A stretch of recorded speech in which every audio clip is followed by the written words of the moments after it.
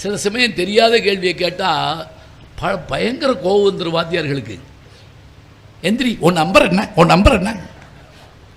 ஒன்றே நான் கேட்கல சார், இவன் தான் கேட்க சொன்னேன்.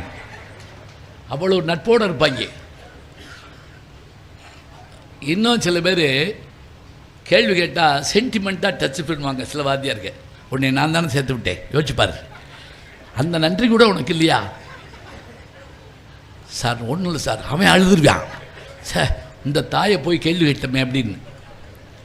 இதில் இன்னும் சில பேர் இருப்பாங்க. எனக்கு ஒரு வாத்தியார் இருந்தார். ஏதாவது ஒரு கேள்வியை கேட்டோம்னா தெரிலன்னு வச்சுக்கோங்களேன், அவருக்கு தெரிலன்னு வச்சுக்கோங்க, அதுக்கு பதிலாக அவர் என்ன பண்ணுவார்னா அந்த கேள்வி கேட்டவொன்னா பாராட்டுவார். அருமையான கேள்வி தம்பி, அற்புதமான கேள்வி, நீ இந்த கேள்வியை கேட்பேன்னு நான் நினச்சேனப்பா, குட் கொஸ்டின், உட்காரு. பக்கத்தில் இருக்கவங்க கேட்பேன், அதனால் பதில் சொல்லாட்டி போகிறான்டா, நல்ல மனுஷன். பதில் சொல்லாமல் நல்ல பேர் வாங்க முடியுமா? ஆனால் இதை நாங்கள் தினம் செய்ய முடியாது. தினம் செஞ்சால் என்னாகும்?